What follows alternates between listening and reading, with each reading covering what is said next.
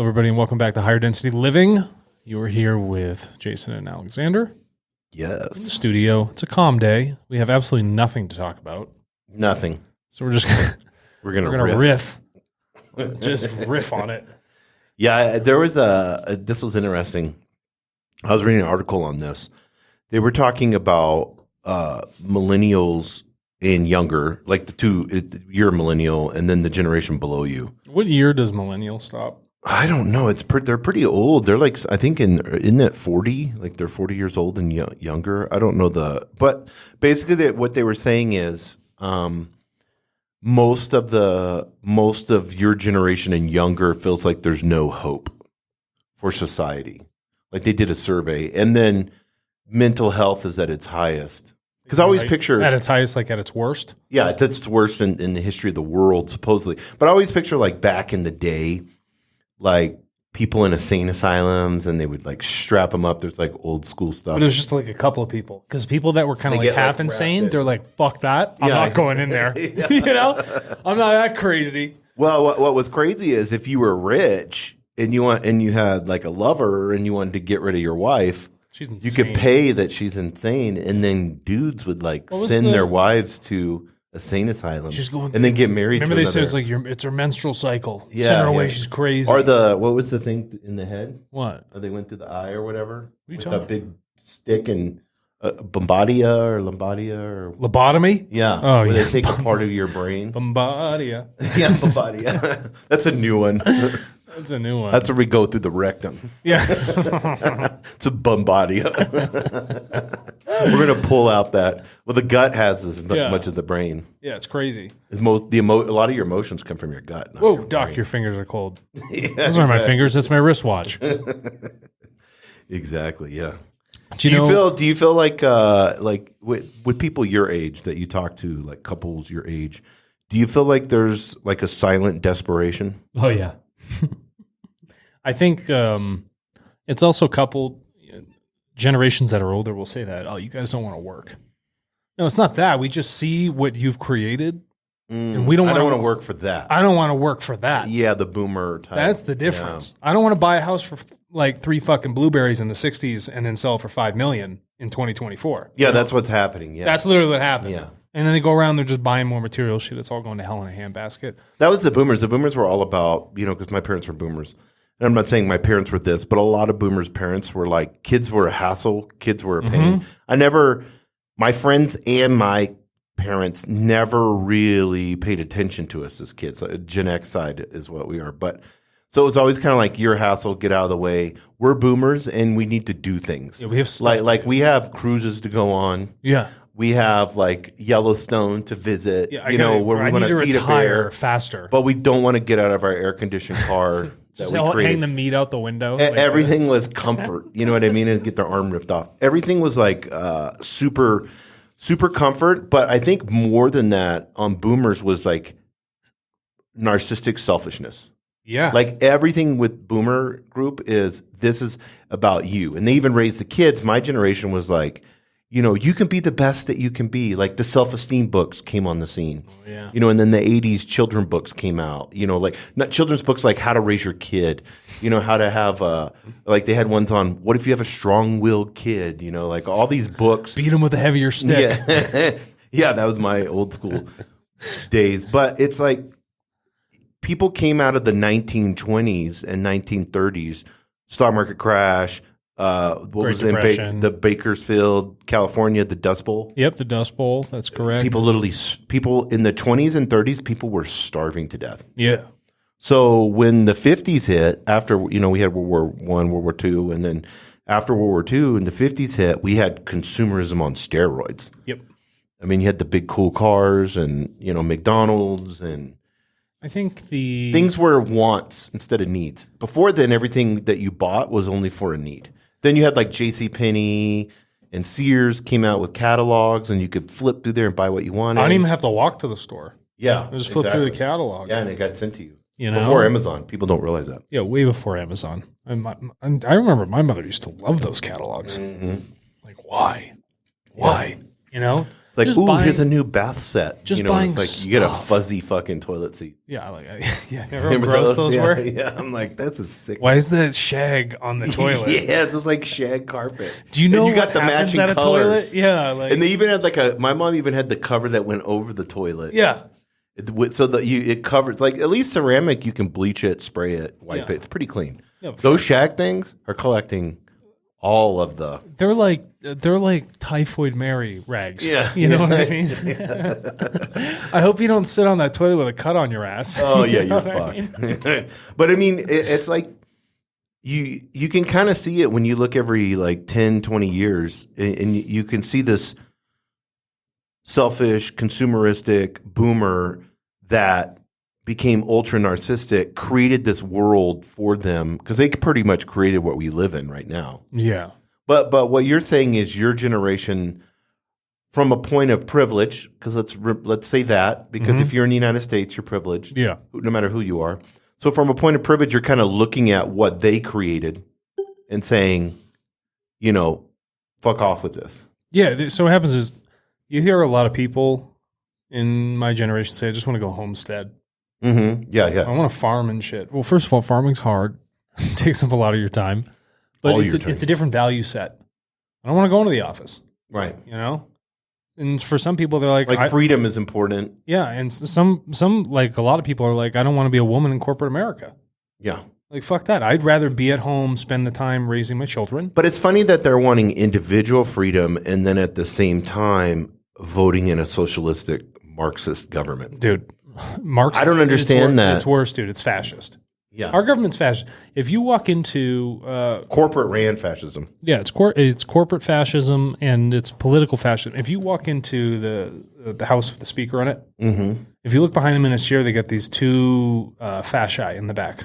Coalition, like it's a bundle of sticks with an accent on top. That is OG Italian fascist, later adopted Mussolini by shit. later adopted by Nazis. It was early Roman coalition ideology that moved into fascism. We have it just hanging up, like just broad daylight in there. Well, I think also people don't understand that there's alternate types of forms of fascism. You can have left-wing fascism, right-wing fascism. Everybody relates fascism with Nazism and then says it's right-wing with Hitler. Kind of like if you say fascist, they'll be like Hitler Trump, Yeah, it's like no. What's the name of that fucking room they all hang out in? The House of it's not the House of Commons, that's in British. It's the House of Representatives. Thank you. So let me show you this. I'm going to pull up the picture, folks, while we're on here.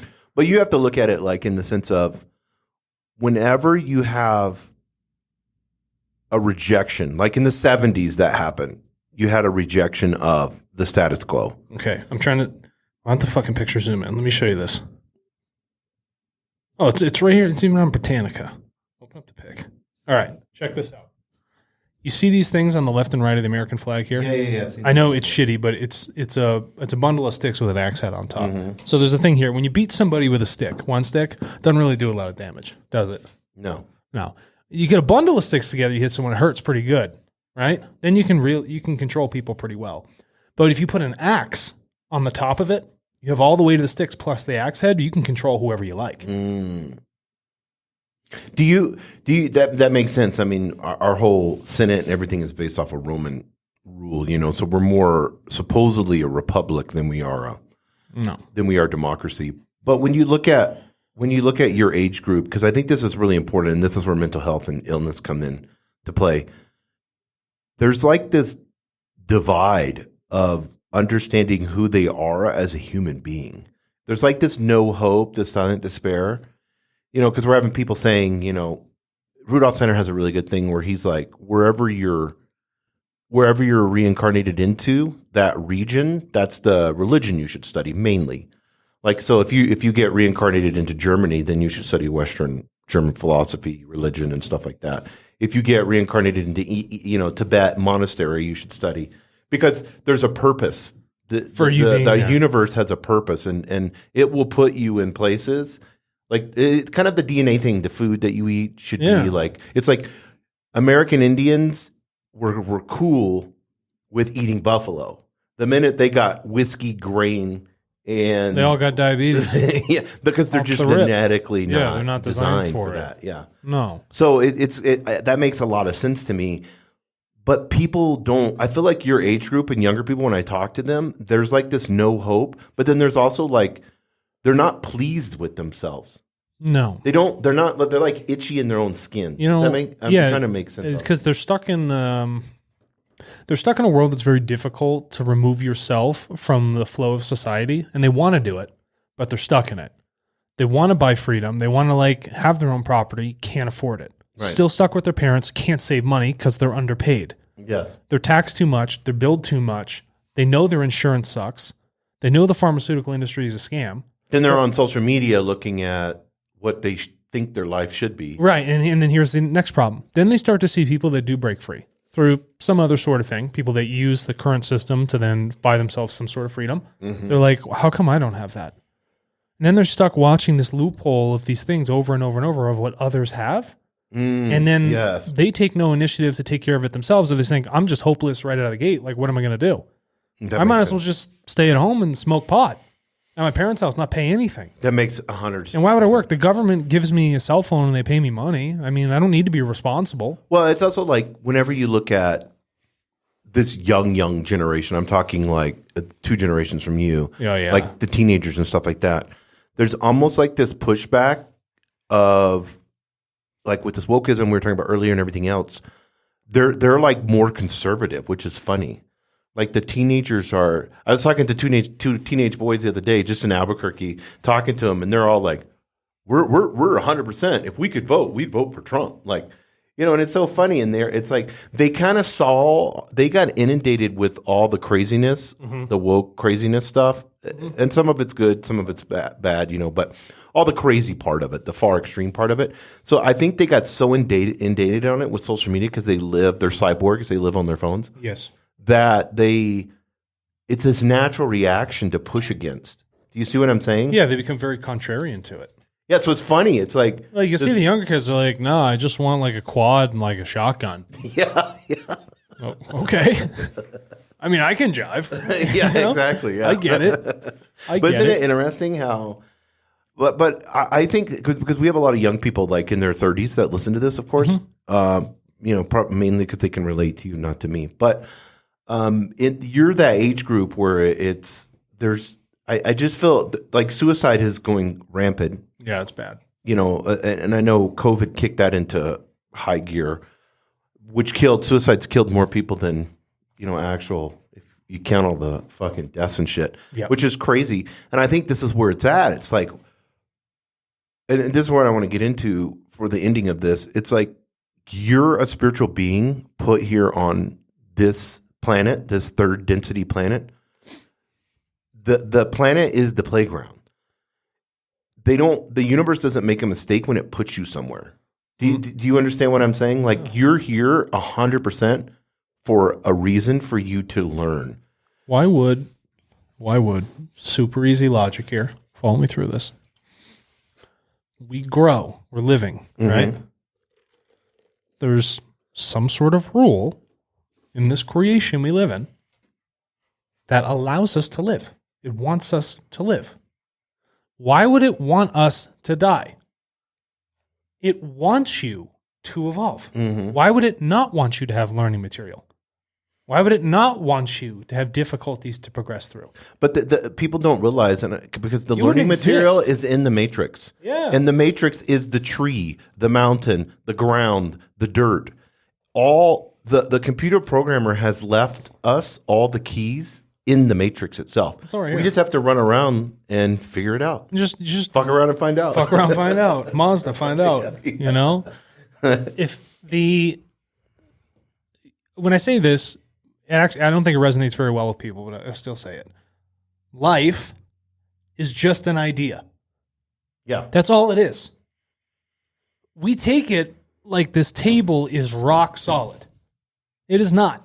It is a field of mainly emptiness that I presume, and everybody else thinks, that this thing is solid. There's an idea we have, and there's an idea that the creation had about a force binding things together, binding empty space together to create something that's physical. Well, that's the philosophy, and they just interviewed physicists the other day, like some of the top leading physicists, and asked if they were spiritual. 92% of them said they were. Absolutely. You can't. Where you can't 10, 20 years ago, everybody was a materialist. Mm-hmm. So it's like what I can see, what I can visually understand. This is atoms. What is an atom? Well, now they're like, when they get into I call them twerks, but they're like quarks. Yeah. When they get into that, they're like, as we start delving into that, we have no fucking idea. Yeah. Like something mysterious is going on. So you and I both know that our science cannot progress in any meaningful way without understanding spiritual values. They go hand in hand. They have to go. Science is spiritual. Yeah, it has to be, because science came second to the spirit. It's teach, learn, teach. It's spirit, science, science, spirit. It's really simple.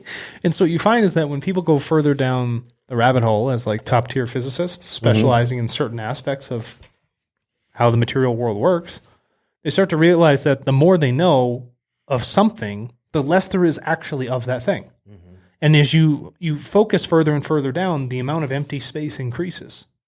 Yeah. And so then you ask yourself a question, right? And, we call this stuff spooky and paradoxical. Light's a particle and a wave. It does two things.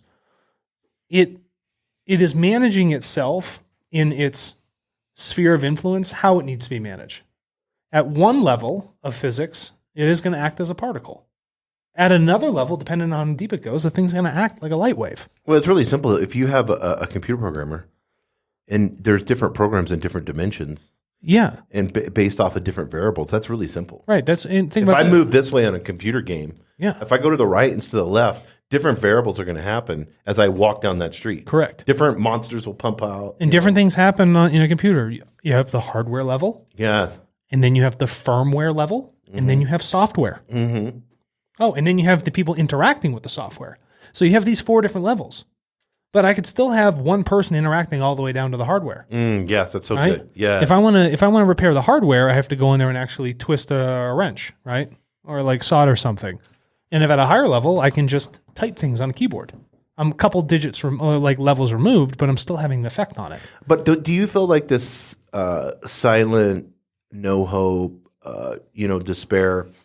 Do you feel like a lot of that stems from going away from, and a lot of religion is bad, but at least there was faith, where now it's like there's this dead science, nothing is in the universe, everything's atoms, in materialism. Do you feel like that your generation kind of has got this, the evolutionary, the strong survive, the weak fucking die next? The weak do die. Yeah, of course. But I mean, that's a principle in life. Yeah. It's cause and effect. It's just basic nature, And that's why the strong should protect the weak. Yes. Just flat out. Now, for many people in my generation, like religion, they don't want to follow it. No, of course not. So they don't have a lot of value in that, right? And their thinking isn't really around it. So maybe they'll try crystals for a bit. That doesn't do it for them. They meditate on some calm app for about 5 seconds. That didn't do it. So again, they're forced back into the material aspect of life. And when they're in there, they're like, physics says there's not really much going on, and all of these nihilists are pretty much saying we're the only people floating around in the universe. And the economy's fucked. I'm not going to make any money. Yeah, so what do I do? I should just farm. I actually want to remove myself from society. That's what you're finding many of them want to do. They want to distance themselves further. It's, the boomers came and built all these centralized, crazy-ass fucking cities that they all want to be in and spend more money in, and then live just 35 to 40 minutes outside of it. No. They don't want that. They want to be even further away. Japan, there's a big thing with that, where the young generation. This is crazy, bro. Do you know in Japan the IDs don't have pictures on them? No. So here's what's happening: this young generation, 30s, 20s, and 30s, are finding old people that are about ready to die, and then taking their IDs. I get it. And then I get it. Just taking off from, because that's a rat race there. South Korea and Japan, they're like, I got to. They're like, you think we work hard? Yeah.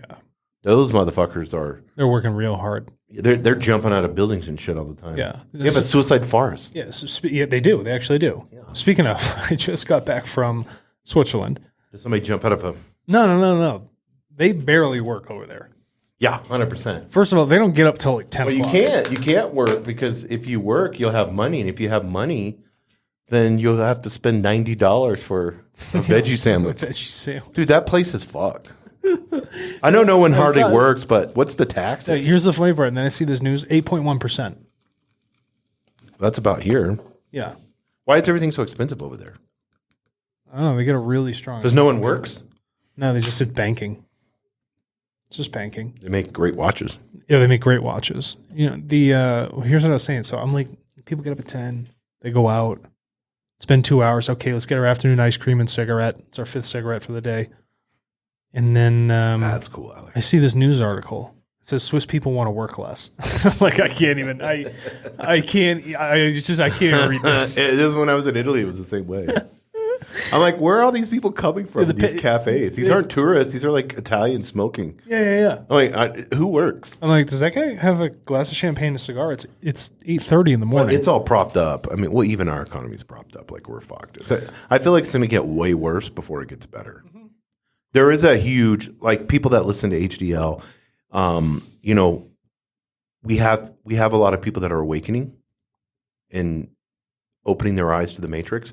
It's that part of the Matrix, and I told you about this, and I'm still blown away by it, and I keep fucking going to this scene every single day. What is it? It's fucking my head up in a good way. Which one? The spoon scene, where the little boy's there, and then he's like trying to like bend the spoon with his brain. This goes back to my thing. And the boy, I gotta let people know. Don't try and bend the spoon. Yeah. Bend your mind around the spoon.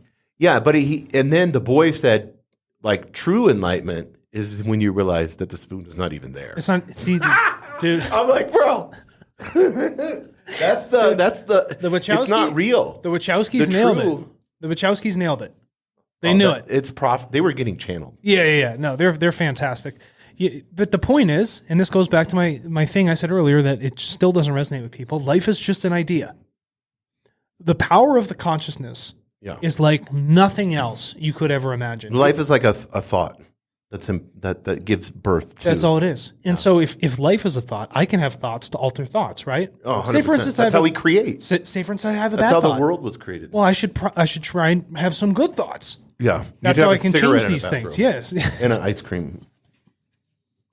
The thing is, it is just an idea. And you can go back. There's schools in Russia where they teach people telekinesis, and they're like moving shit in like jars, and you get like a certificate and stuff. You know, we knew it in the earlier projects. I feel like a lot of that stuff is like the raw would be irritated, like he was in the transcripts when they were asking about the pyramids and the UFOs and Bigfoot. Like, really? You're going to ask him about Bigfoot?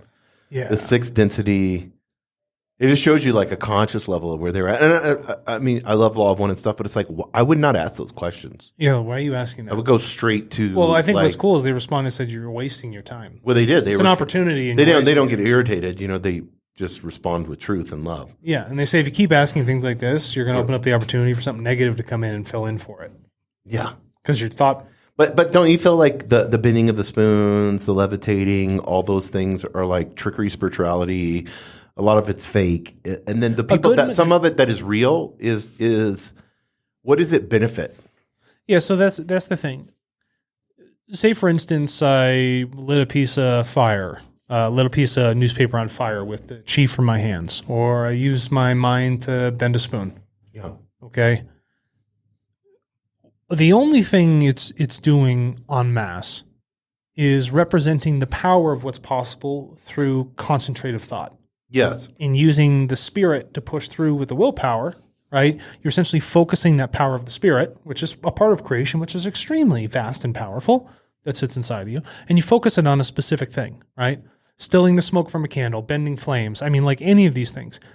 Most of it. But you said we could move a mountain. Yeah, it's like if you had the faith of a mustard seed, which is the smallest seed, he's like, you can move a mountain. Yeah. So it's just mass. I mean, that's how they built the pyramids. Yeah. Telenotic powers, right? Just moving some shit. Like the first pyramid, not the other two. The other ones were copies. But the point here is you do this stuff, right? So you show people. Mm-hmm. You're like pulling a Uri Geller.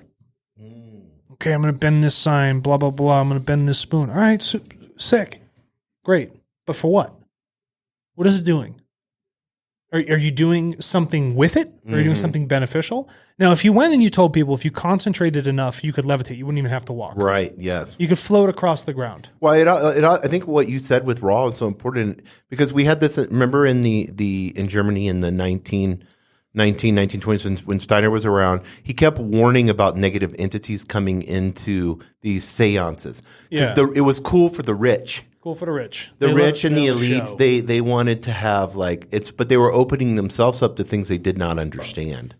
Yeah, and that's half the problem. You start opening up this pipe, and power is just like a raw thing, RAW, and anything can use it. Now, depending on the frequency of the way your brain is thinking, something can push it in a direction that would not be beneficial, right? 100%. If you go to split an atom, you can do a lot of things with it, but you choose to put it into a bomb, right? Just to like one of those simple examples, a lot of power. Now, for people, the question is, say you learn these aspects, say you can do these things with the mind. Wouldn't you think for one moment you would then be more careful about what you're thinking? You're saying I can bend a spoon with my mind? You're saying I can light a piece of paper on fire just with the force of the chi in my body? You're saying I can levitate my body off of the ground and not have to walk?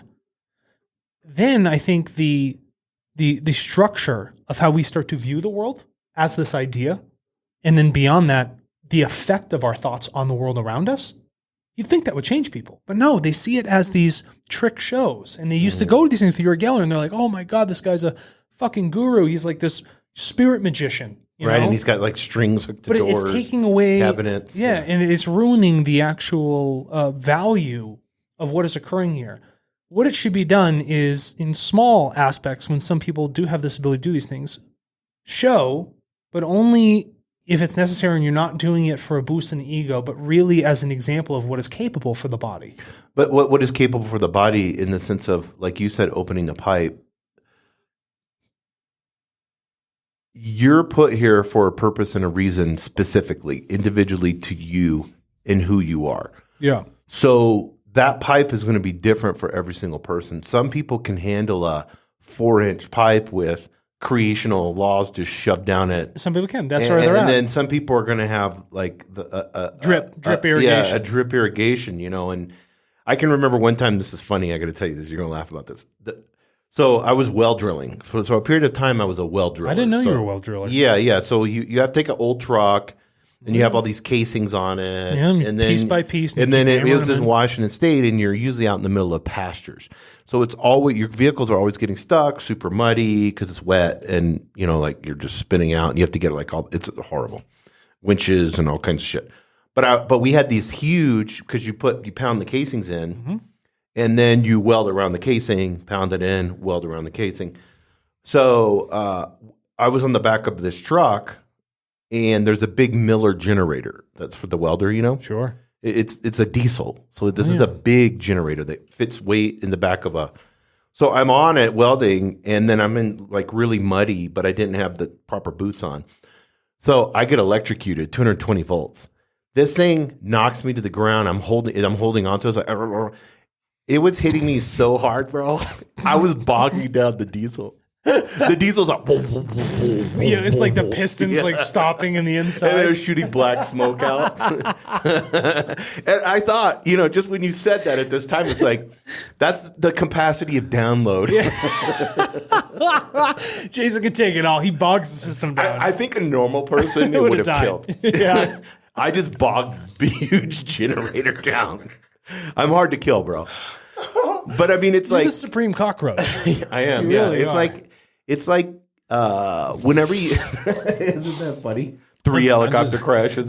Dude, I got so many. I even forgot about that till you just brought it up. I do so much stupid shit. But it's like I got kicked by a cow once. Dude, that fucking hurt. They can knock you like through like feet. Do you know how heavy a cow is? Have you seen a cow run? I mean, like, have you seen a cow run? Yeah. They got power. Yeah. They got a lot of it. They'll boot you with that hoof and it's going to hurt. Oh, yeah. It hurt. Like, left this big, huge purple bruise on my side. Yeah. But I'm surprised it didn't crack my ribs. Oh, I'm surprised. But it shot me like across the room. I was like, what the fuck? But you got to think like your arm, you could knock somebody out and your arm is like, 15 inches, 18 inches, whatever. Correct. Where you think 22. A cow's. Think about a cow's, how big that is. Massive. And it's all muscle. Yeah. Keyword mass and then mass. Yeah. You know, it's a lot. I love that. So this is what I want to get into to end this, because we've been riffing for 30 minutes. You're not in the wrong body. You're not in the wrong gender. You're not in the wrong place. You're in the wrong mindset. You're in, yes. We're back to the thought. That's what it is. It's just an idea. But there's this despair, and if people would realize, but here's the thing: you're so narcissistic about the self-pity of yourself that you're not taking the time to find the uniqueness in your service to others, because you're put here on the planet, and this is what I love, and I heard this a while ago, and it's true for us and what we're doing right now. We're basically serving the people that we were. Yeah. Not who you need to become. And so, so like who you were and who I was, that's what we're sharing as we evolve. You know, it's like we're not any better by any means. It's just here's hopefully we can help you in the stuff that we're learning. Do you see what I'm saying? You and I, we're actively learning. Yeah. And all you and I can do is live as an example. Mm-hmm. I can't force it down someone's throat. Mm-mm. They can just listen to what we know. They can research it themselves. They can become knowing on their own. And then from that, they can be like, oh, maybe, those people aren't spewing just sacks of bullshit. They actually have something pretty valuable to talk about. And then after that, you start to say, oh, maybe I'll listen a little bit more. Maybe they have something else to share. Oh, hey, I learned something cool. I may want to share with them. We have people that write in. Oh, all the time. And they say, I sent you one. Just incredible, like really wonderful stuff. Mm-hmm. And when I start to see the growth in self-responsibility and how people start to change how they're thinking about their lives, I'm like, perfect. Absolutely beautiful. We're actually helping people on their own journey of evolution. It has nothing to do with us. Mm-hmm. We sit here and remind you of what you already know. Mm-hmm. I'm not telling you anything novel. I'm just telling you what you forgot to pay attention to. Yeah, the archetype of the devil, people don't realize the number one thing that he does, like people always talk about evil and dissension or whatever, but the number one thing he does, if you look at his archetype, is deceive. Yeah. If he can deceive you and think that you're lesser than what you actually are, do you see what I'm saying? Because we have in us the power to create worlds. Literally. Literally. Like literally. So if you don't understand that and who you are and how powerful of a being you are, then there's deception. Yeah, of course. And the government does that and wants you to be a victim. The church does it. Society does it. School does it. University does it. Your job, your boss. Everybody's telling you what you're not good at, who you can't be, why you're like fucked up. You should wow. You got to learn to wow yourself. You should. You're there's no being like you. No, there's no. You are so incredibly unique. You are your own snowflake. You're a snowflake. Is there a computer company called Snowflake? Yeah, they do like a data server thing. Mm-hmm. But I know other people have experienced this, and they're fucking lying to me if they haven't. When you sit in a car with someone for a road trip, right? And relatively large amount. It doesn't have to be a huge amount of time. Do you ever have shared thoughts with the person you're driving with? Oh yeah. That's what telepathy is. Yeah. It's not fucking coincidence that every time you get in a car, in a concentrated Faraday cage, that a shared thought comes in. Why? Because other thoughts and shit. I put shots into people's, if I'm not the driver, I'm like, KFC. Chicken. It'd be hard for you because you're a vegetarian. But stop there. Yeah. Stop there. I've got to piss. Oh my God. I got to go to the bathroom. Yeah, exactly. Yeah. But that's the thing. Look at that and realize it's not a miracle. Mm-mm. It is not. People use the term woo-woo. It is just something that happens. I think that's far less than what you want to talk woo-woo. I mean, I got if you have the power to create worlds inside of you, that's some fucking woo-woo. Yeah. Imagine that power being just fucking. Imagine a sixth density.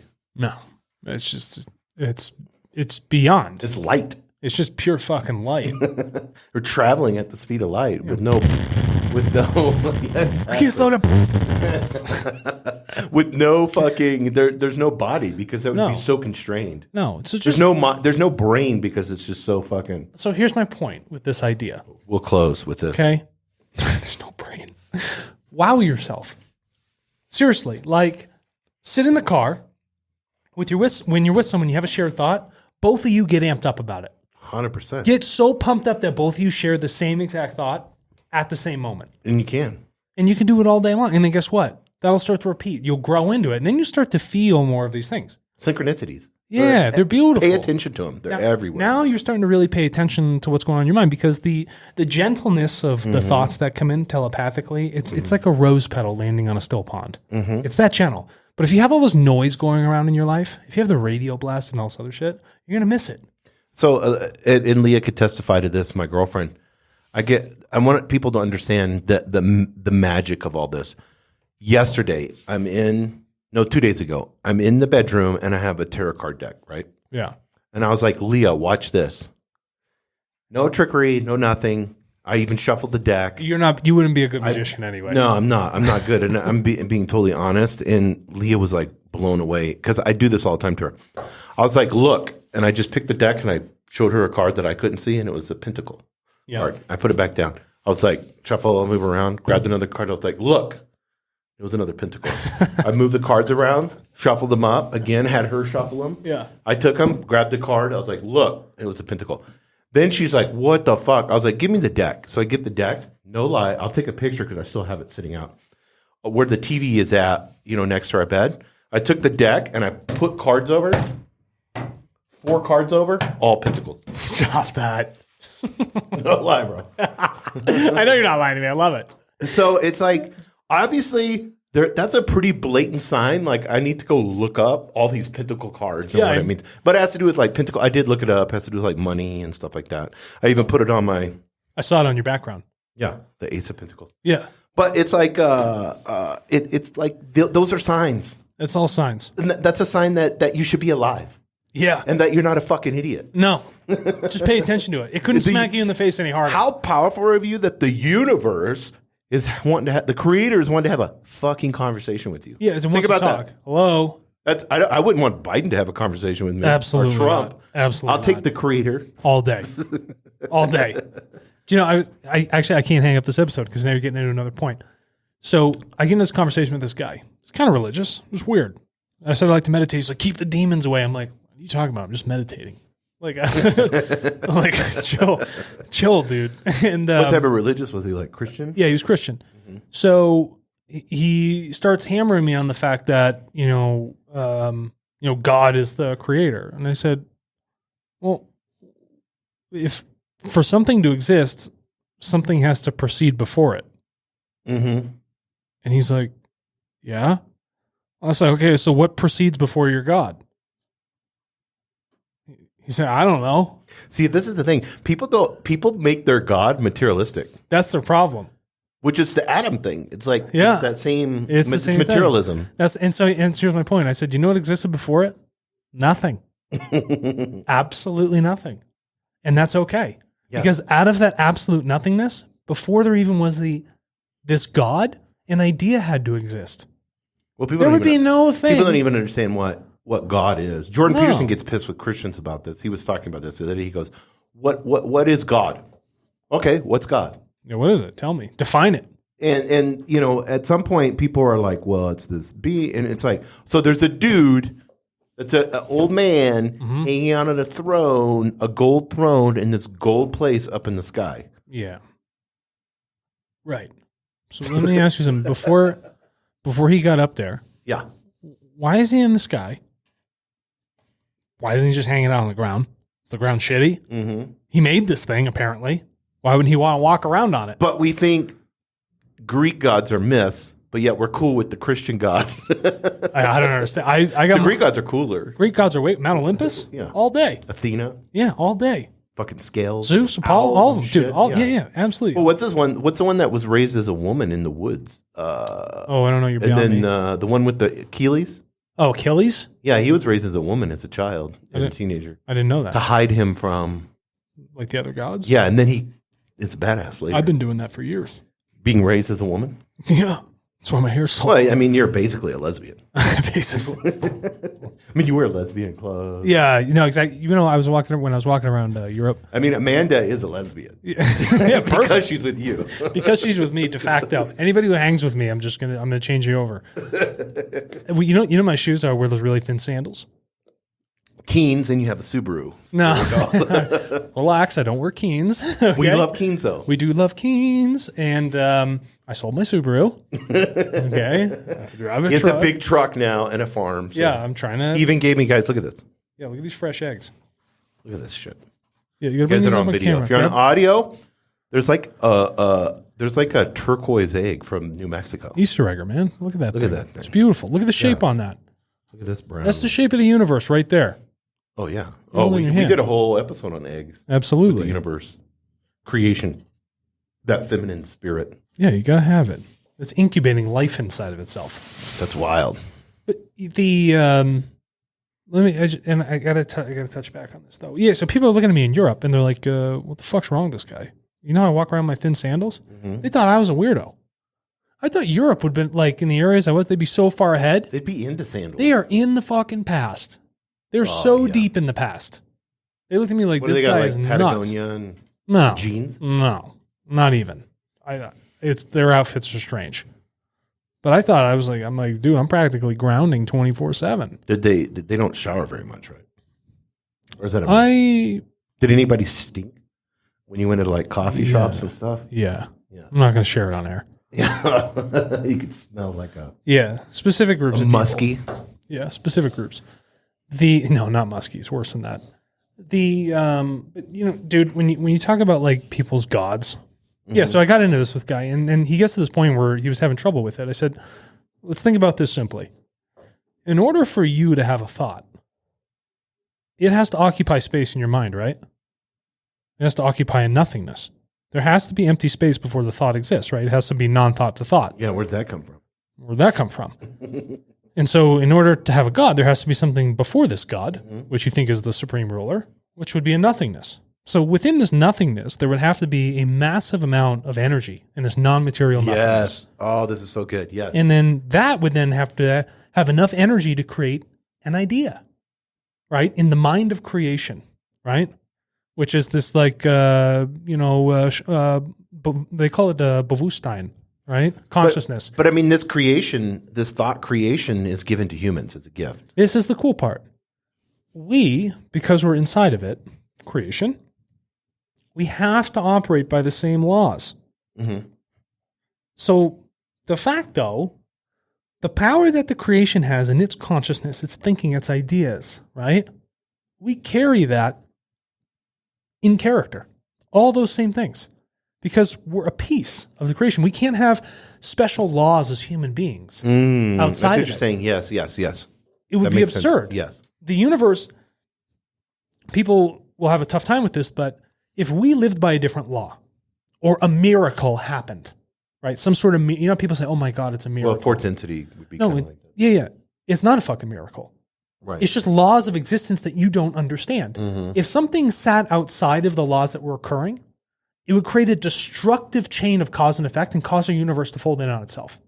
It could not exist if something fell outside of the rule book of stability, allowing the universe to be. I was going to use the word order, but Right. And so what happens is people perceive our universe, whether you specialize in chaos theory or you're a complex system scientist, you think that this whole world is just in random chaotic order.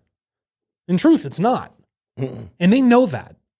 But they call it, complex systems because it is perceived as complex. But their whole job is to refine things down to a base set of rules that can tell me how a system begins and why it ends up seemingly chaotic or complex, but it has very simple rules to start. That's their whole job. That's the whole point of the Santa Fe Institute. Nothing else.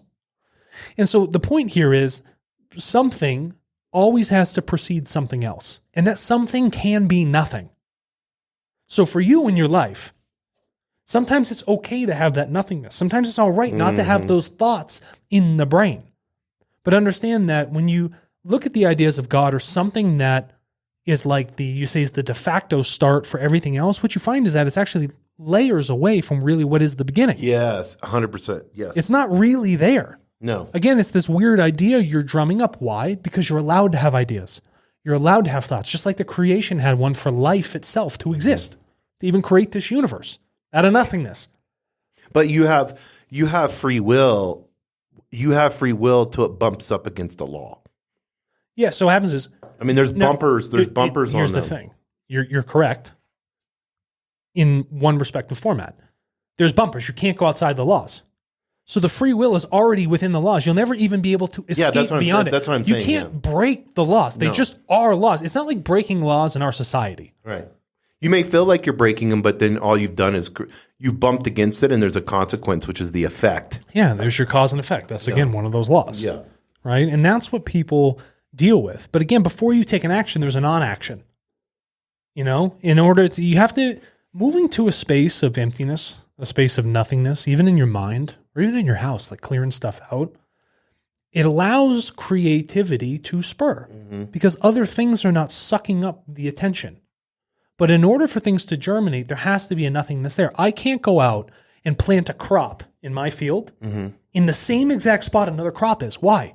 Because something else already occupies that space. Right. Now, I would have to eliminate the crop that is currently in the ground to plant a new crop.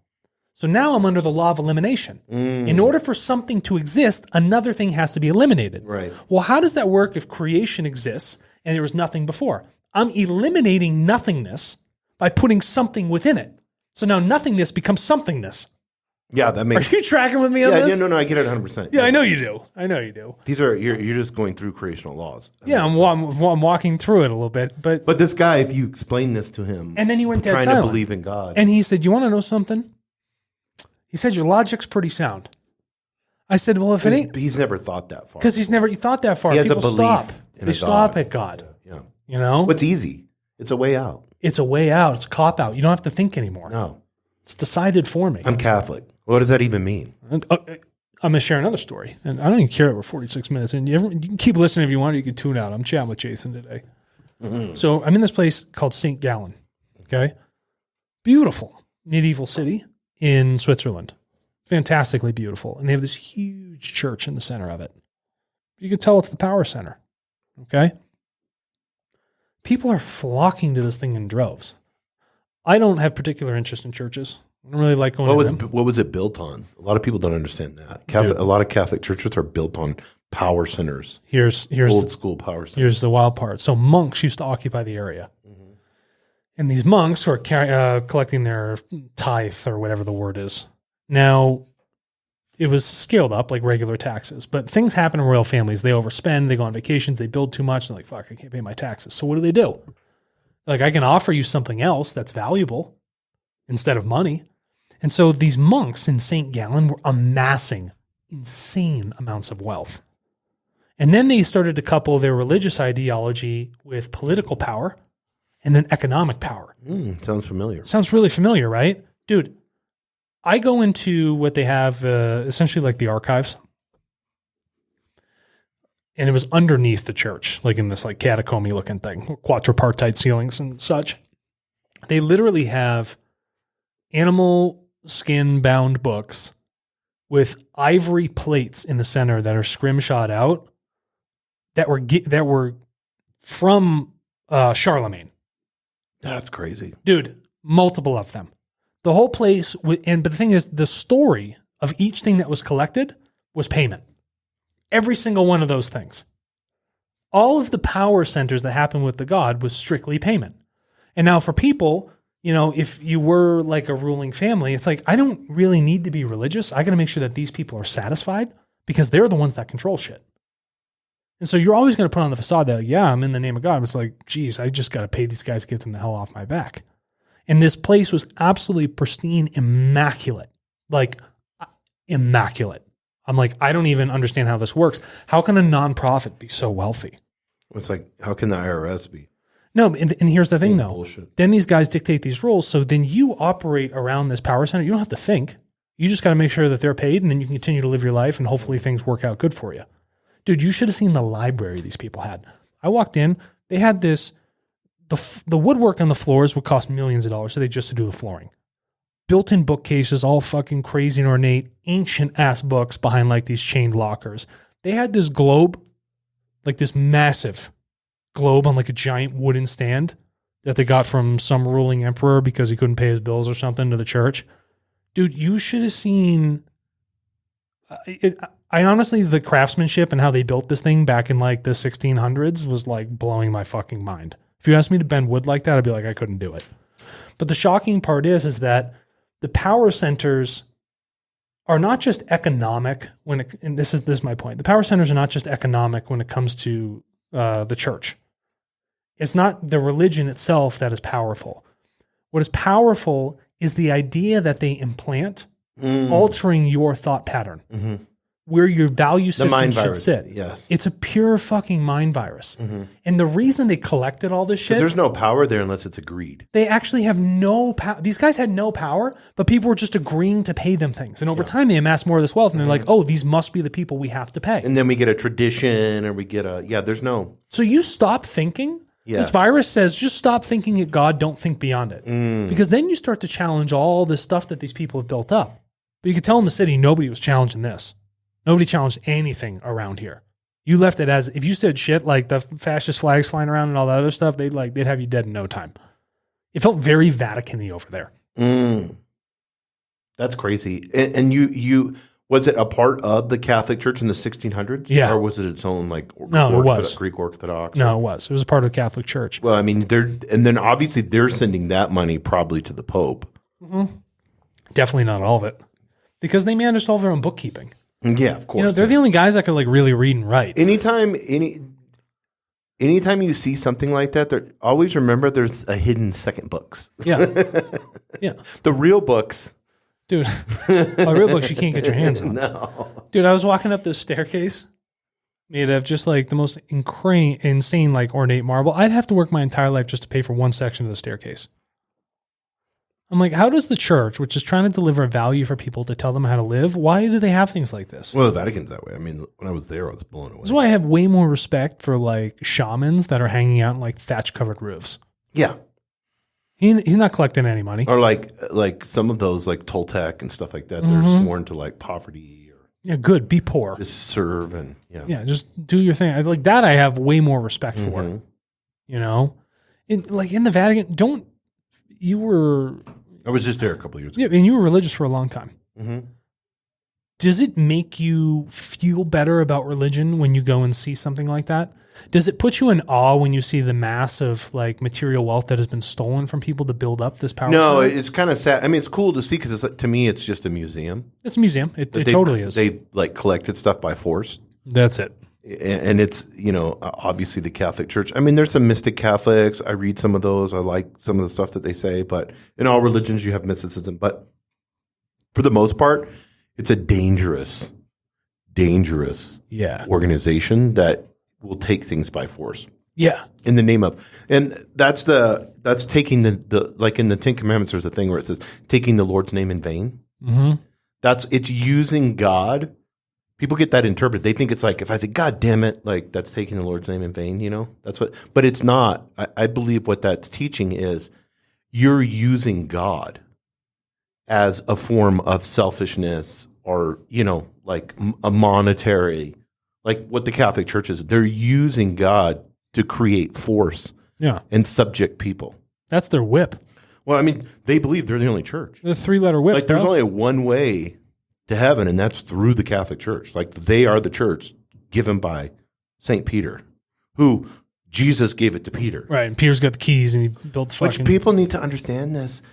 Your manuscripts that are the New Testament and the Old Testament that they found in the Dead Sea Scrolls and all that stuff, a lot of them, Mark is the earliest book that was written in the Gospels, and that was written 100 years after Jesus. If I write a book... 100 years after something happens. How accurate is that fucker going to be? Probably not very accurate. The book of Mark, which is crazy. You can look it up. You can go to English Standard any of them. The resurrection part, it'll say in the Bible. If you grab a Bible, it'll say this part was later found in later manuscripts. Right. So the resurrection wasn't even in the first part of Mark. Like he was just a cool fourth density dude. That's right. You know, like what Ross said. Like, why did the church like totally? But then we made him into a god. Mm-hmm. You know, a capital G. Yeah. And then now, you know, you can't go to heaven unless you go through Jesus. Well, Jesus said the only way you can go is through the Catholic Church. I mean, that's literally their whole scenario. It's so back and forth. What happened to the Book of Enoch?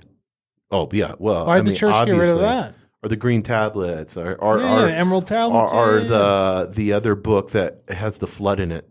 There's like books. There's like these older Samaritan manuscripts. Sumerian manuscripts that have Jesus like figures, like the same stories.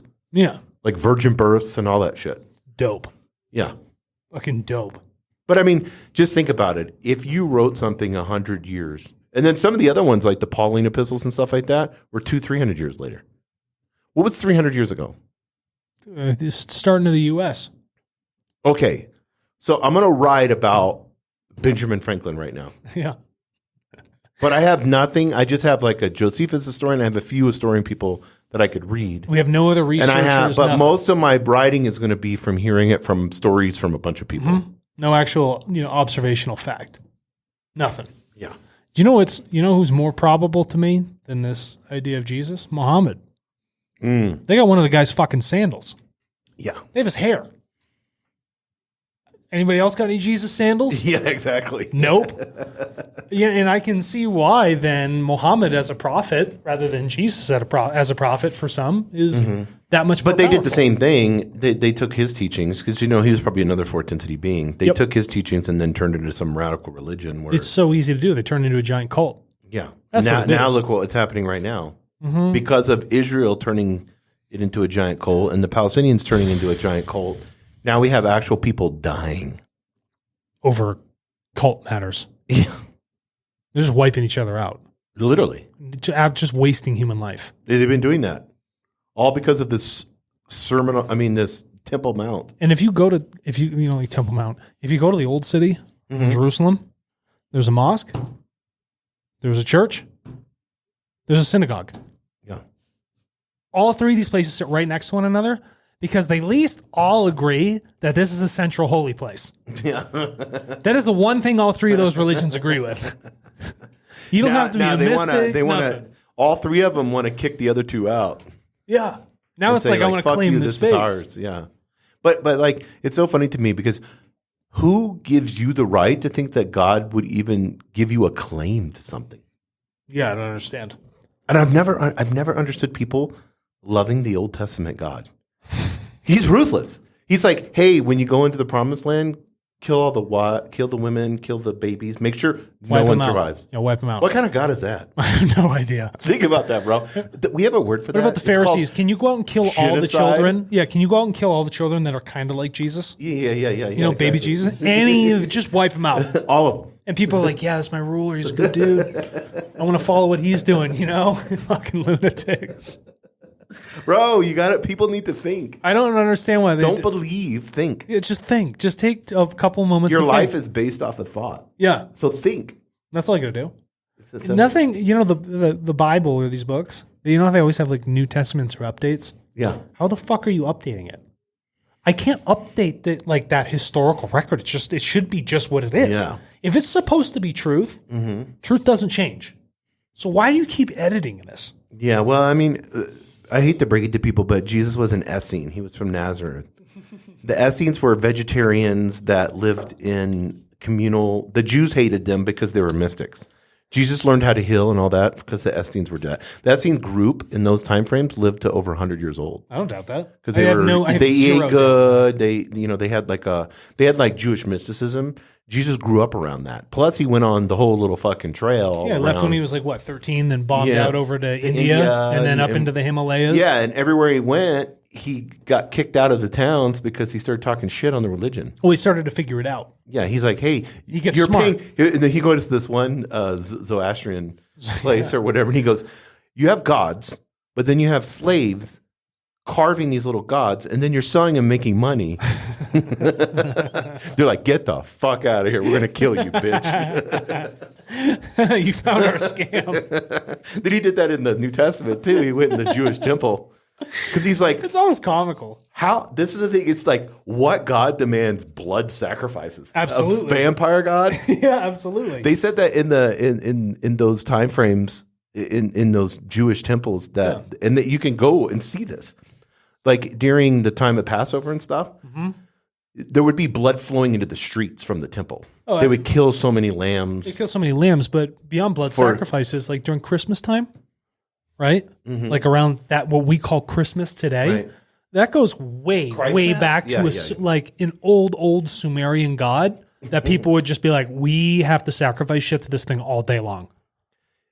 But those are like blood cults, adrenochrome, fucking all this shit. Pure blood cult, this is like German dark cult stuff. If you said, hey, our God, he requires blood sacrifices for you to be cool. I'm like, I don't know if that's really what I want to hang out. I just want a homestead. You need to take your dog so that you're cool with your God. Imagine, and then the dog stab your dog, and dog's then looking at you with his eyes out. Yeah, like yeah, this it's big, like so cute. Like, please don't come near me. I saw what happened to the other fucker.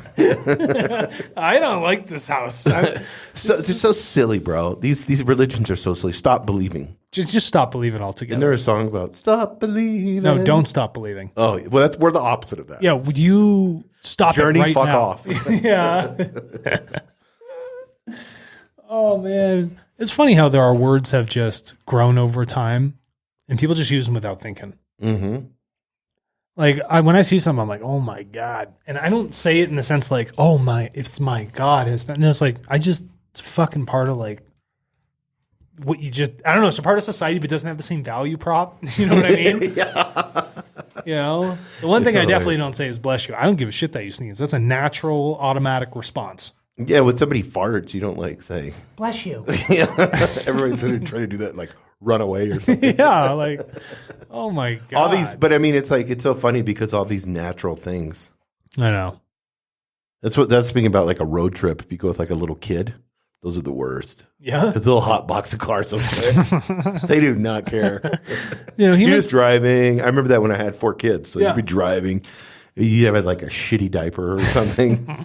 Dude, you're like, oh my God. It's like, you know, it's funny. I mean, we're not animals, but we have, I mean, you gotta shit, you gotta do bodily things. You can't stop pressures from building up in your body. They have to escape somehow. Yeah, it's 100%. You know what I mean? Yeah. And people are like, that's disgusting. Well, in some respects, people that are overdoing it, yeah, it's gross. But in others, it's like, whatever, it's just the body doing its thing. Let it happen. Well, the Anunnaki would say we're part animal, right? Didn't they build us off of? Yeah. Like some alien DNA and monkeys, mixing supposedly. some stuff together. That was in the green tablets. Yeah. The emerald. Yeah, I would say that monkeys and shit came after humans is probably my best guess. Well, they're evolving now. I mean, they're learning to fish and stuff. Have you seen that orangutan? Bro, don't talk to me about evolving orangutans. They eat each other. I know, they're still pretty bad. But Yeah, like... they're starting to use tools. Well, yeah, I mean, it has to happen sometime. That's what I'm saying. You can see, like, it's slow. I mean, people need to understand this takes millions of years. It takes a very long time. Look how fast it's going. No, trust me. I've watched those Netflix chimp nations and shit. Yeah. They're ruthless. Oh, dude, I get always caught up on the... that last one was amazing. What's that social media account with nature? the metal nature. Yeah, yeah. Yeah, nature is metal. Yeah. All of that. All of those. That's my algorithm. It's like people getting eaten by sharks and mauled by bears, or like an elk getting taken down. I'm watching. I'm like, oh, interesting. Strange. It's nature. It's nature just doing its thing. People think that we own these spaces in the environment. We're just borrowing the space. You don't own it. When I go out into like national parks or like other big areas, right? National forests, that's not my land. It's just land where nature is occurring. We don't own shit. I'm a visitor in that space. Yeah. You know, I'm a visitor on this planet. That's all I am. I'm just you a don't visitor. own shit. I mean, obviously, you don't want the government to own shit. We believe in personal private property. That's one of the fundamental rules of anarchism. Yeah. Which is super important. But still, you don't really own it. You never really own it. Like the space that people are buying, the federal government, it's just leased from them. The only people that actually own shit are the Rothschilds. And the Dares, or what's the other ones? Yeah. Oh, yeah. No, 100%. It's that 1% elite. Those fuckers own everything. Yeah. Weyerhaeuser, I think, owns the most land in the world, I think. Oh, for trees. Yeah, but I think they own the most like land. Yeah, at a boreal forest land, yeah, they do. Do you know if you want to get rich, folks, just get into commercial real estate. That's it. Don't start a tech company. Yeah, it's pretty Don't simple. go be a doctor. If you're interested in money, I'm telling you, here's your little secret. Commercial real estate. You want to know why? There's a limited amount of space on this earth and a growing population and inflating economies.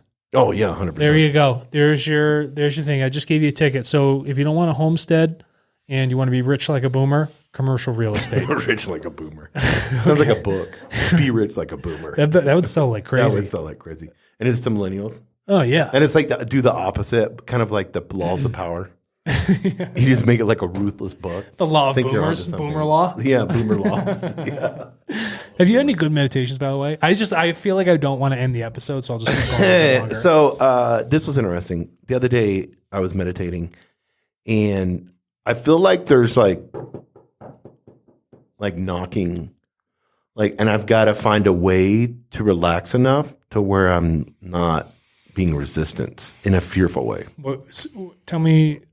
Whether it's channeling or whether it's an entity No, or an archetype, walk me through or it, an angel. What's happening? Let me understand what's happening. I can feel a mental knocking.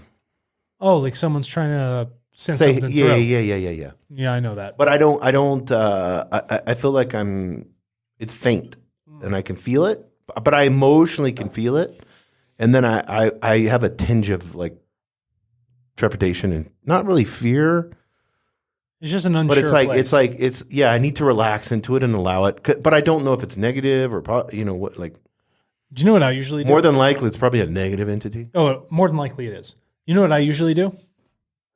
And this ends it like real quick. So when I'm meditating, I'm deep in the meditation, and something comes in it'll try to like spook me, or I don't know, I'll hear an audible like growl in the background. It's trying to move me away from what I'm trying to do. It's trying to distract me. I said, thank you so much for teaching me. And you know what it does? Shuts that thing down immediately every single time. Now, if you thank something during a meditation, whether it be yourself or some entity, if you're fortunate and not schizophrenic, just thank it. And it will divide itself immediately. It'll either completely dissolve that left-hand path energy that you'd be getting from something negative, or the positive thing, it dives right in. Well, that's such a true statement because it is teaching you both ways. Right. And so I heard a proverb the other day. It's like a tree grows both ways. Yeah. And so what I found is it's the quickest way to diffuse like bullshit, because when you're really getting deep into meditation, you're opening up into what feels like a little bit of a thinner realm. The frequency of your thoughts are changing. Yeah, I feel that. Yeah. They become more fine. And when you do that around you, there's this more, the environment becomes more fine. And when you do that, it's almost like you're bridging two worlds together a little bit more. So things can pop through that are, of some other nature. Well, and I've told you this before, but the best way for me to meditate for now is I created a place, because I'd heard about this. It's like an old Rosicrucian teaching, but it's like you create a palace or a church or whatever you want, an adobe, whatever, in this faraway place. And then you visualize yourself like how you see on like the movies where you leave Earth. And you go to it. And then you go to that place. So I do that, and then I it's like a medieval church. Cool. And I sit in there, and entities will come in there. But I'm cool in that format because I feel like it's mine. You know what I mean? Like it's safe. Mm-hmm. Like I had like people come from, I think I've told you this before, like people come from the side door of the old church. Yeah. And they got a cloak on. I can't see their face. Yeah. I'm like, why are you hiding? Yeah, what are you hiding from? Well, that's obviously negative entity if you're hiding. Like you would think that an entity that was positive would be light. Right. Would be open, not transparent. Yeah. So I'm like, who are you, fucker? That's what I say. Yeah, like fucking show me who you are. Yeah, let's talk. Yeah, you want to chat? I don't mind that part, but full send. But that's kind of uneasy. It is, totally is. I know that sensation. And what I found now is like during my meditations, I get symbols now. Yeah.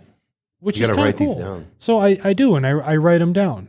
But I think the symbols they're actually more important than getting what I would say is like a telepathic message, someone actually telling me something.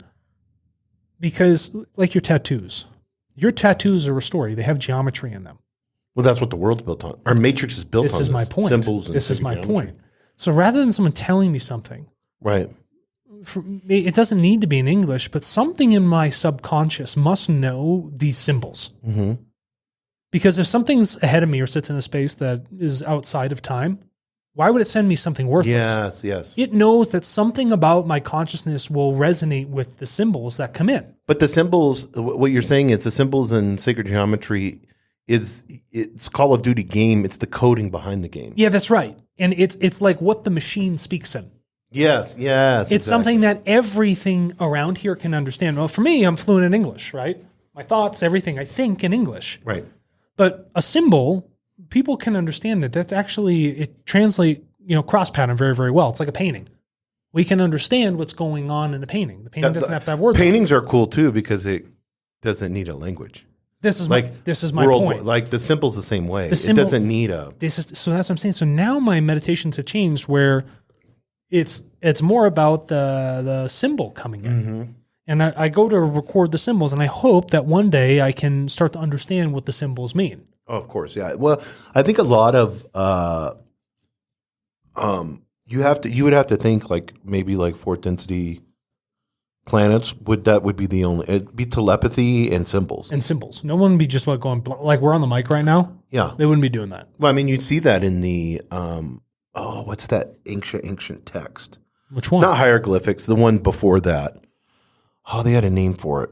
Oh, fuck, whatever. Like on like clay tablets? It's on the clay tablets, like where they took that it looks like an Apple pen. Yeah, like on Sumerian. Yeah. And but those were like symbols and stuff. Yeah, it was all symbol driven. Yeah. I would imagine like the Anunnaki would have been symbols. What the hell is it? Why am I blanking on the name of the language? You know what I'm talking about. Of course, I think it starts with an O, now. Right? You press it into the clay. Yeah. Why is this escaping me? Same, but I do this normally. So. Yeah. This is normal for me, guys. You guys know this. Do you have a dedicated space in your house that you meditate in? No, I need to. How I've been doing it is just sitting in a chair. Like I have to be comfortable. Yes. So doing the whole and people need to realize that you need to start from where you're at. Mm-hmm. You can't just. I mean, you have like a dedicated space. You got one of those fucking big pillows. Like you look all like spiritual guru-y type. Yeah. But I just sit in a chair, relax, make sure I have to be like planted. Like I need my hands and my feet to feel planted. So you actually connecting with what's around you? Then I'm ready to move, like to fly. Oh, so you're saying in your mind. So once you've planted the body, you can let the mind roll. Yeah. I like that. Like I'm leaving it here. Yeah, I like that. It's like. Yeah. That's cool. To my little cool place. That's really cool. That's how I do it. Yeah. But everybody's different. Like, no, I know. Some monks levitate, some burn snow around them. They put those piles of snow on them. They're just pushing heat off of themselves. Everybody does it differently. Yeah, they all do what they want to do, but it's concentration in some form. But probably the best skill, and I didn't appreciate Eckhart Tolle for this. I really didn't, but I will give it to him. This whole idea of like mindfulness is a really big deal. Because it's like the counter form of meditation that you do with your eyes closed in stillness, non-movement, non-thought. Mm-hmm. The idea of mindfulness, like through the paying attention, is being awake and meditating with every normal thing that you're doing. Like the way that soda feels across your tongue, going down your throat, the sensations, picking the cup up, the textures, the smells, like everything that is occurring, being mindful of that, is also creating a conscious wake state meditation that a lot of us don't practice very well.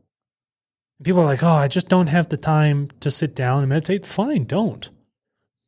Start with being tremendously mindful. This is so good. There's a video of him making tea, talking about this. Like he's in his kitchen, showing you how to be mindful, making tea. Okay, I just know he likes using the word. I've never seen. But I mean I don't even know what he looks like. But I mean that's in ancient Japan. That's what they did. That the whole tea practice was a meditative practice, basically. Right. In being mindfulness, and so you had a certain way of doing things. Like when I make coffee, do pour overs.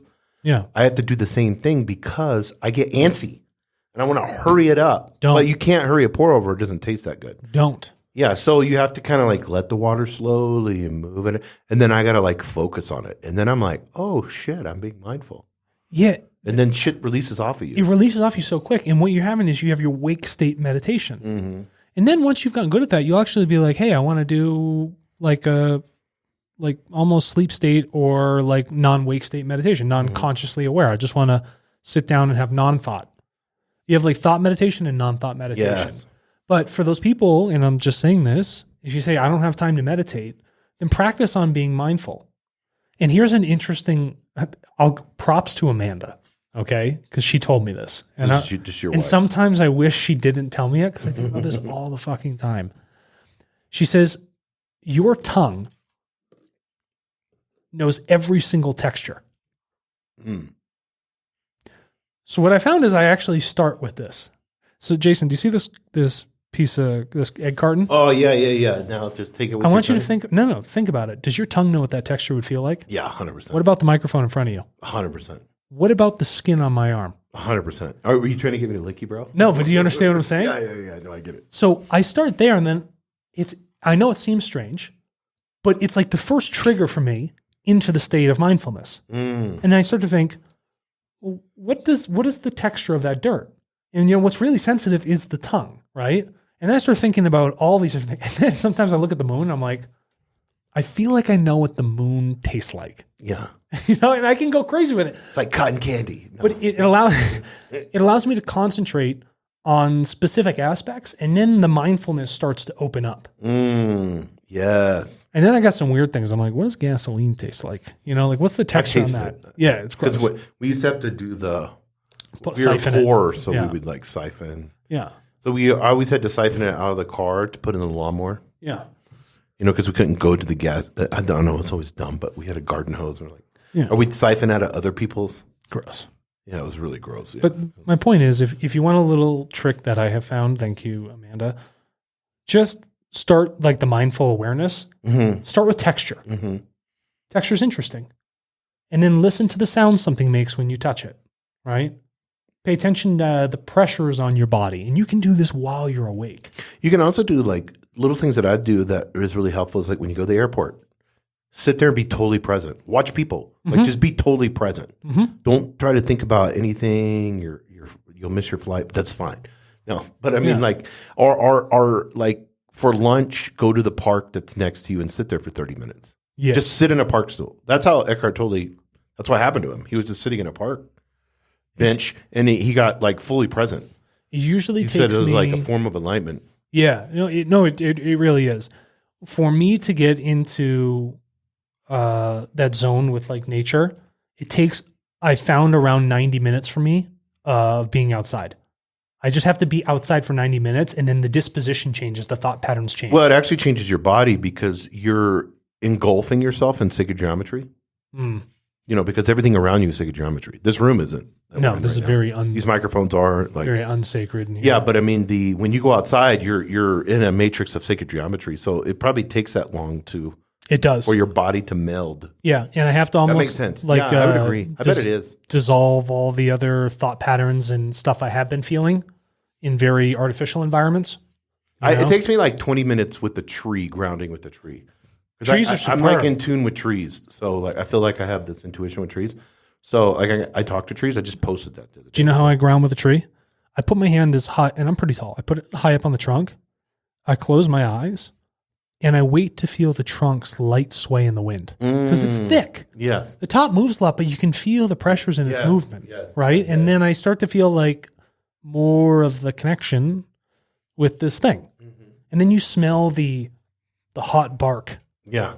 In like the New Mexico sun and then the junipers start to become really rich around you, and then the dryness, through the nose as you're like inhaling is really crazy sensations. Yeah. No, I agree. I do. I understand that completely.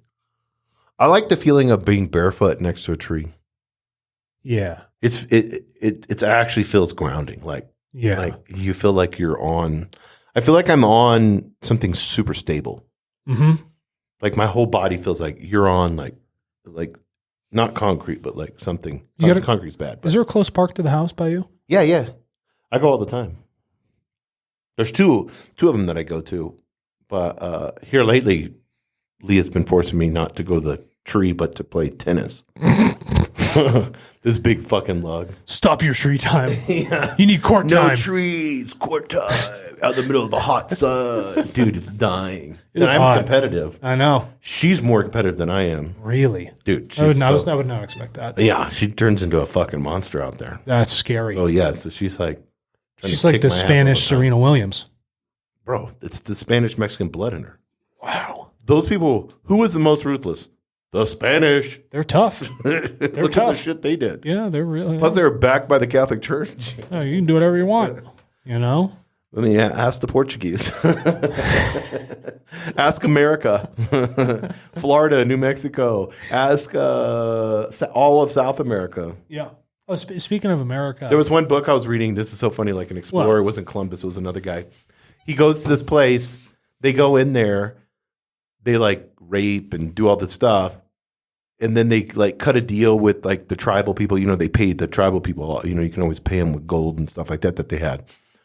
And then they go back to Spain. And then they come back a year later. And the tribe has totally disappeared. You changed And they're like, where the hell did they go? What's wrong? Like, everything, like, the buildings are here and stuff. They didn't realize that their diseases Oh, yeah. wiped them out. Yeah. Everybody's dead. But they didn't realize it. They're just like, hey, we'll they go don't have to a clue. another tribe and Yeah. go have a conversation. You guys want some gold? Yeah. It's covered in a whole bunch of different diseases for you. You know, I'm going to talk about wiping out native populations, you know, and like it's a shame what's happened to the native peoples of America. I'm going to a corn dance tomorrow. Ooh, that's awesome. Very, very excited to observe a very old cultural practice of the Native Americans. Yeah. Super stoked about it. Super stoked. So Did we just get a chat? Yeah, I got quite a few of them. Oh, Yeah. That's from you?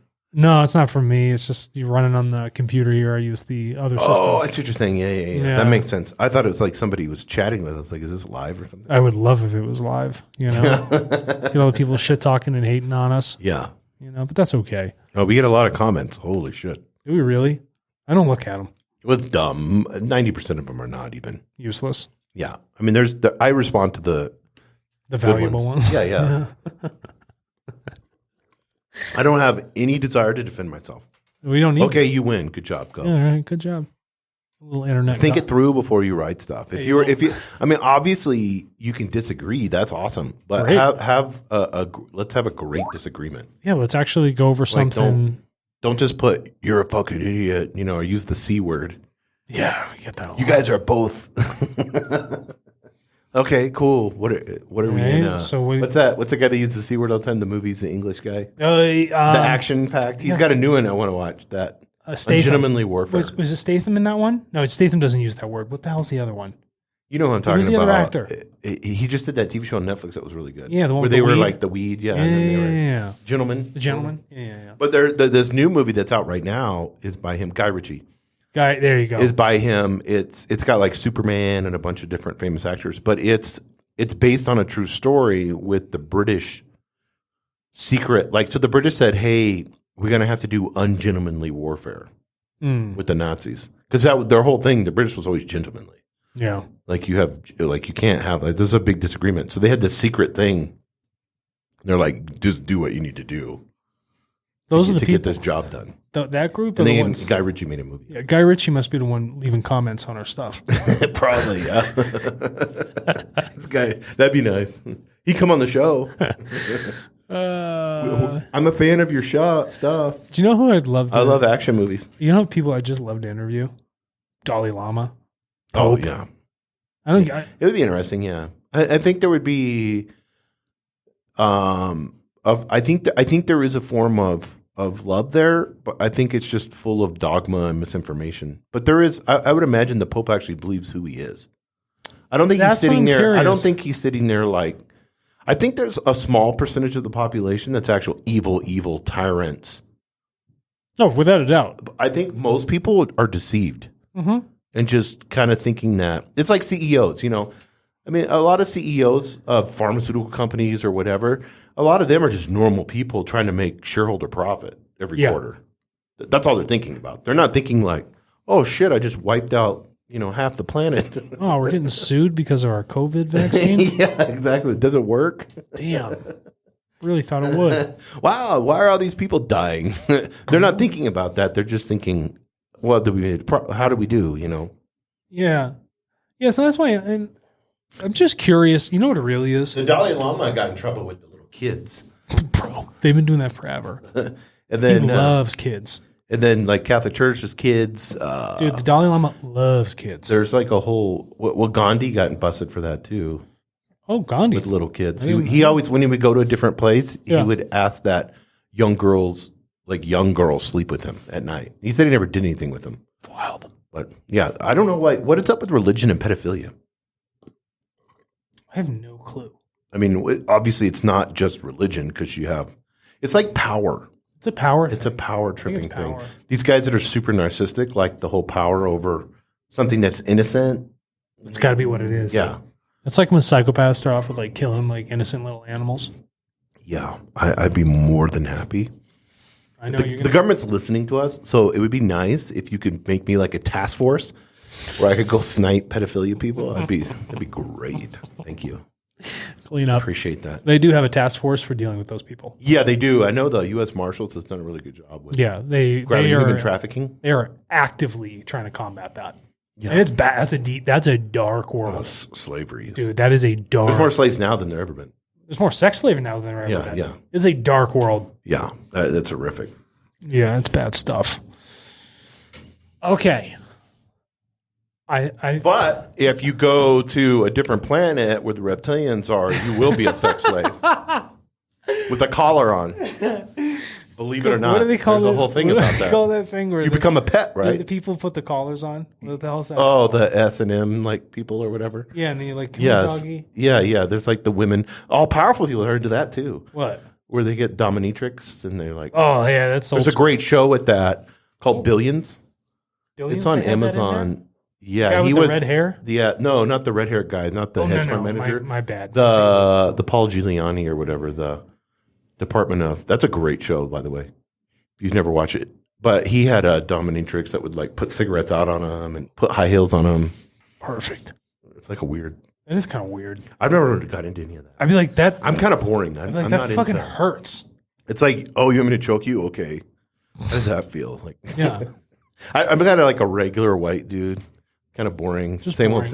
Just boring. I'm not into like people's done that. It's like, I had one lady once text me and she's like, "Can you be my dom?"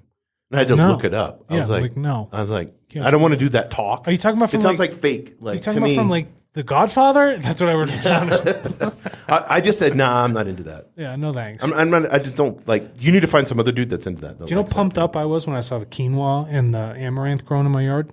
Mm-hmm. I'm like, that pumps me up. I had another girl, and she was like close to my age, and she kept wanting to call me daddy. Scary. Yeah, and I was like, that doesn't sound cool when we're in bed. I'm like, I'm out. This is digress, bro. We got to be done. Yeah, These people don't want to hear my sex life. No. It's horrific. Trust me, you don't. It's like reading the Bible. Yeah, but what worse? It's like reading the book of Numbers in the Bible. It's like trigonometry. Yeah. Right, but at least trigonometry has like a reason. There's an outcome. Something productive happens. Oh, shit. All right, we're out of here. Thanks for listening to Higher Density Living. Hopefully we'll share something valuable next time. All right, guys. Bye.